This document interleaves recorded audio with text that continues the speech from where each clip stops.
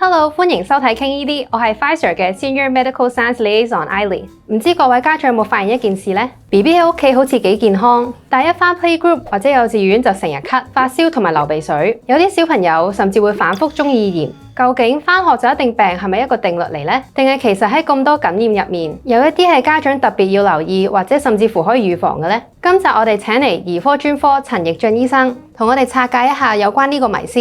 Hello Dr. Chan。Hello。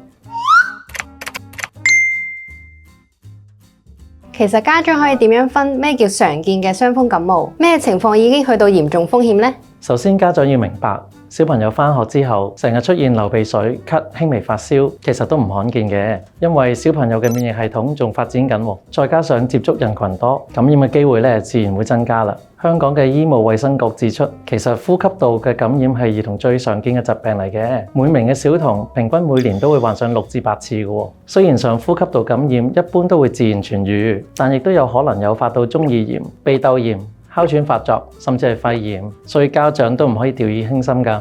如果小朋友出現一啲警號嘅症狀，就應該盡快求醫咯，因為有可能感染咗肺炎鏈球菌，例如呼吸困難或者停頓、呼吸過速，即係嬰幼兒每分鐘超過60次，而小童每分鐘超過40次，面色蒼白或者嘴唇變藍色、脫水。根據世界衛生組織，肺炎鏈球菌係全球兒童肺炎最常見嘅細菌成因之一。醫生你提到肺炎鏈球菌啦，其實好多家長都聽過呢個名，但係未必清楚佢究竟係一個咩嘢嘅細菌，可唔可以同大家解釋一下？其實肺炎鏈球菌係一種好常見嘅細菌嚟，平時係可以存在喺人嘅鼻腔同埋喉嚨。尤其是係小朋友，唔少時候都係會帶菌，但係未必即刻有病徵。呢種細菌係透過呼吸道嘅分泌物，即係口水、鼻水傳播嘅。肺炎鏈球菌可以引起嘅疾病比較常見，但係相對上輕微嘅有中耳炎或者鼻竇炎，而比較嚴重嘅就有肺炎、敗血症同埋腦膜炎。所以家長要明白，肺炎鏈球菌唔係一種只會搞到肺炎嘅細菌，而係一種可以由耳仔去到鼻竇、去到肺，甚至去到血液或者去到腦膜嘅致病菌。咁點解 BB 同埋小朋友會特別容易感染肺炎鏈球菌呢？美國疾控中心嘅資料指出，5歲以下嘅小朋友係屬於肺炎鏈球菌疾病較高風險嘅群組，而開始返幼稚園嘅小朋友患嚴重肺炎鏈球菌疾病同埋耳部感染嘅風險都比較高。頭先提過啦，肺炎鏈球菌平時係可以存在喺人類嘅鼻腔同埋喉嚨，唔少小朋友都帶菌，但係未必有病徵，所以都增加咗感染嘅風險。用一啲數字去表達，俾大家知道一啲嚴重性。每20名感染肺炎鏈球菌肺炎嘅患者就會1名死亡，每12名兒童就會1名死於肺炎鏈球菌腦膜炎，每30名患有肺炎鏈球菌敗血症嘅小童就有1名死亡。世界衛生組織亦都指出，肺炎係全球兒童重要感染死因之一。2019年就造成咗超過70萬嘅兒童死亡，佔1至5歲嘅兒童嘅死亡總數嘅22%。而頭先亦都提過啦，肺炎鏈球菌係全球兒童肺炎入邊最常見嘅細菌成因之一，而肺炎鏈球菌好多嘅血清型對抗生素有抗藥性，令治療難度大大增加。要解決呢個問題，都係預防勝於治療啦。接種肺炎鏈球菌疫苗就可以有效咁預防侵入性嘅肺炎鏈球菌疾病啦。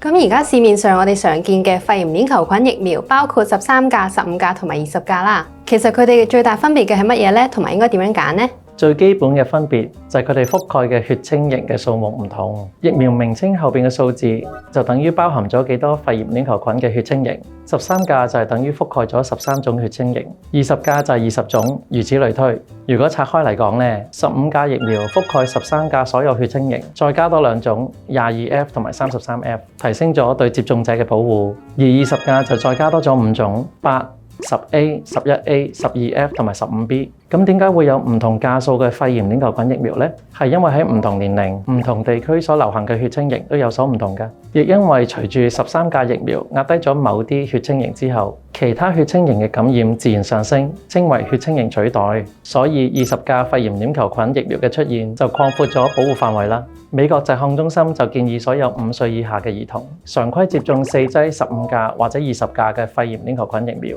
分別喺2個月、4個月、6個月同埋喺12至15個月接種1劑。Dr. Chan， 對於肺炎鏈球菌疫苗，好多家長都可能聽過3+1或者2+1，佢哋又有咩分別呢？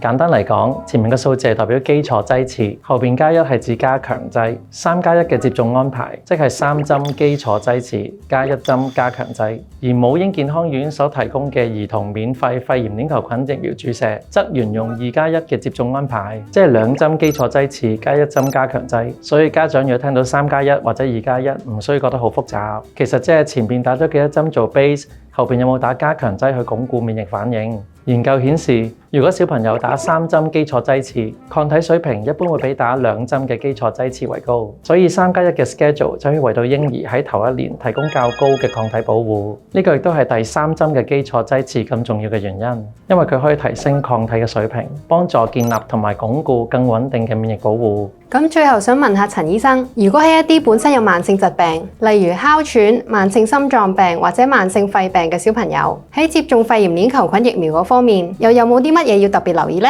如果小朋友本身有慢性疾病，例如哮喘、慢性肺病或者慢性心臟病等等，其實佢哋感染肺炎鏈球菌之後出現嚴重併發症嘅風險會比較高，所以疫苗保護就更加重要啦。而對於呢類嘅小朋友，如果之前接種嘅肺炎鏈球菌疫苗嘅保護未夠全面，例如打嘅針數唔夠，覆蓋嘅血清型唔足，或者已經完成咗基本嘅疫苗接種，但係當中未包括20價，醫生可能按實際嘅需要建議補打肺炎鏈球菌疫苗，幫助加強同埋擴闊保護。所以總結嚟講咧，對於有慢性疾病嘅小朋友，疫苗接種嘅安排可能比一般兒童多，或者要打加強針。家長最好同醫生確認一下小朋友過往嘅疫苗接種記錄同埋風險情況，再決定最合適嘅接種方案。明白晒，多謝 Dr. Chang 今集同我哋解答咗咁多關於肺炎鏈球菌嘅疑問。其實小朋友返學之後容易病咗，其實都係成長過程嘅一部分。但係有啲細菌感染，例如肺炎鏈球菌，如果嚴重嘅話，有機會引致肺炎、敗血症、腦膜炎甚至死亡。但係好消息，有部分嘅嚴重感染其實係可以透過疫苗去預防嘅。家長可以同醫生去討論，按小朋友嘅年齡、健康狀況同埋生活環境，選擇合適嘅預防方法。最後記得 like、share 同埋 subscribe 我哋嘅 channel， 撳埋個鐘仔，咁就可以第一時間收到我哋新片嘅通知啦。下集再見，拜拜。